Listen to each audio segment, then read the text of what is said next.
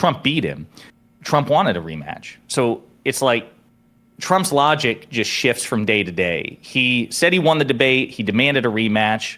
Now he's saying he won this debate, and then only losers demand rematches. I don't know. I think with him, you just can't expect anything. I would not be surprised if in 2 days he says, you know what, on second thought, I think a third debate would be, or second debate would be really, really important to make our case to the American people. The American people want to hear from us. And so I would love to have a debate with Comrade Kamala on Fox News. I wouldn't be surprised. Yeah, I don't know if people were aware of this, but I'm pretty sure for the first debate, I don't think he originally wanted to have that one either, right? Because once Kamala swapped in for Biden, I think Trump was truthing out that he had agreed to a debate with a different person or under different terms, and now he didn't think it was going to be fair. But obviously Kamala had her huge kind of like bump in the polls because there was all the energy and the momentum and everything, and it seemed like now he was kind of hungry to have a piece of that. So I think I agree. I feel like once the news cycle slows down a bit, if nothing is going on, if Trump isn't where he wants to be in the polls, I'm pretty sure he's going to be pretty hungry for another debate. The last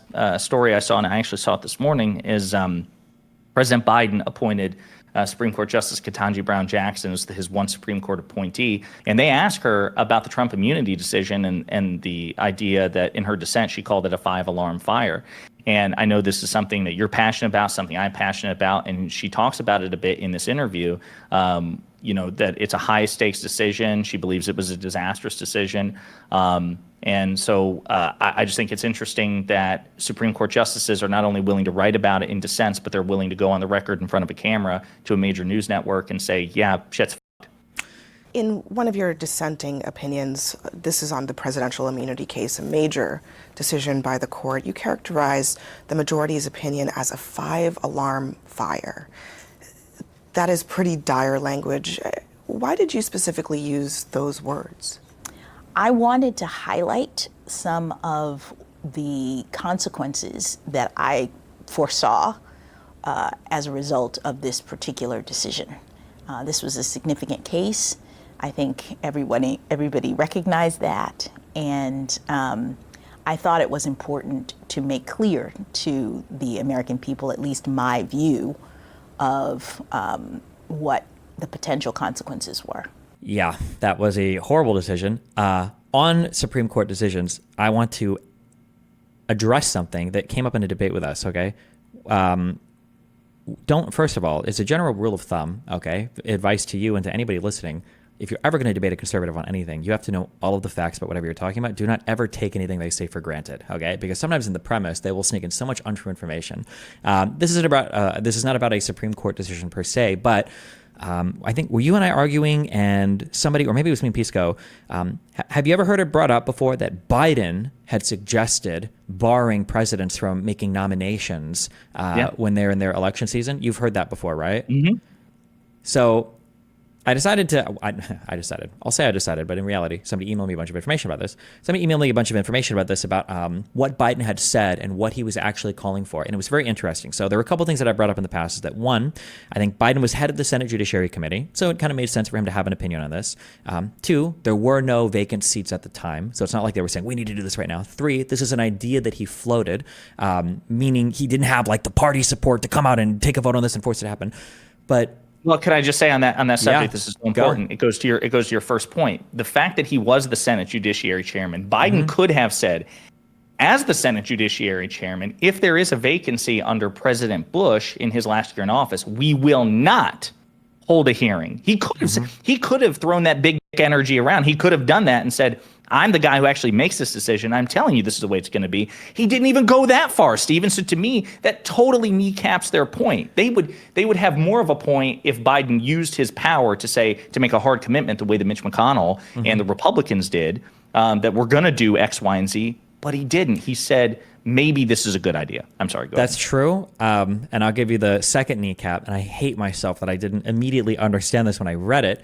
But Biden was saying that due to all of the political pressures that exist around an election season and maybe like the months leading up to an election, it might be really hard to do a legitimate Supreme Court nomination because it becomes like a highly politicized event, and we don't know if that should happen. So his suggestion was maybe we shouldn't have that in the election season. However, he didn't say anything about like between November and January. So it would just be up through to the election. Then once the election's over, you still have months to nominate somebody and then get a Supreme Court justice through. He wasn't saying that they should have no nomination done until the next president's office, but just at the days leading up to the election. You still have months after before transition happens. That's a great point. I didn't think about that either. Yeah. So he's basically leaving it on the table like, hey, no matter what the outcome of the election is, maybe after the election, if there's a vacancy, because the Constitution empowers the incumbent president, even if they lose an election, to fill a vacancy, we'll do it then, but maybe not in the lead up before. Sure, I think that's a really good point. And I know the Supreme Court reform is something that's important, and it's become important to you. It's been important to me for some time, but I think conversations about this court are really, really important. And I'm curious, last question for you, do you think that Democrats will or should make Supreme Court reform more of an issue in this election, given its unpopularity, given people's frustrations with it, or do you think it would be a bad political idea? I think it would be scary because I feel for the average American, the only association you have with the Supreme Court is packing the court, which is bad for reasons that Americans don't understand. Like that's just the association. Like, okay, well, somebody's talking about packing the court, and I think packing the court is bad. So if Democrats are talking about anything having to do with the Supreme Court, it probably is packing the court, and it's probably bad. I think that Kamala just needs to continue to personally insult Trump and make fun of him and tell him things like dictators are going to eat you up for lunch. And I think she needs to spotlight more the idea that Donald Trump is just nice to whoever said the last nice thing to him. I think that those are winning strategies more than talking about any kind of broad court reform. I do think for the health of our democracy, for the health of our republic, for the health of our country, I think there needs to be some type of change, though, with the Supreme Court insofar as some kind of more enforceable ethics, whether that's by impeachment or something else, and potentially term limits, although not because when people talk about term limits, I think I'm starting to realize it's because they don't want people in there for too long or to be too old, but just because I think it'd be nice to have it so that every election cycle, like one president or one 4-year block gets one Supreme Court nomination, because this playing the lottery on Supreme Court picks is wild to me. Yeah, you want to systematize it. Makes it's less high stakes. It's less like Russian roulette. I totally agree that the frequency of regularity, I think, would be just more stabilizing for the country as a whole. And I think then it would also have a stabilizing effect on elections too. So like if you know that every election cycle you cast your ballot and there's a high probability or there's a constitutional guarantee because of these term limits that the person you vote for will at least get 2 shots at the title, I think I think that'd be a really good idea. Cool. So, what do we have to look forward to this week? Any big news on the horizon? Well, the only thing that I know immediately is that right now the Republican-led House of Representatives is struggling amongst themselves internally. They have to pass a budget. Right now, within a couple of weeks, the government's going to be shut down again. We have a continuing resolution that's set to expire. As you know, this has been a political vulnerability and just like a procedural vulnerability for Republicans because they made a deal with President Biden last year for a full budget. They reneged on the deal.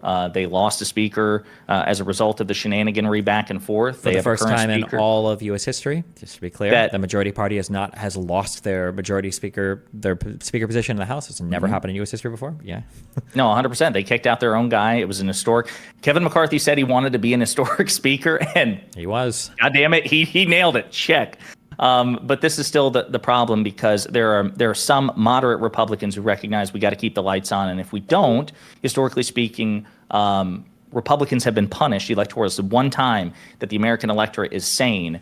Historically speaking, when Republicans shut down the government, they usually suffer consequences in the polls and in elections. The one time when Americans have their eyes on the prize, like, yeah, this is their fault because they're the ones who do it, instead of blaming just whoever happens to be president.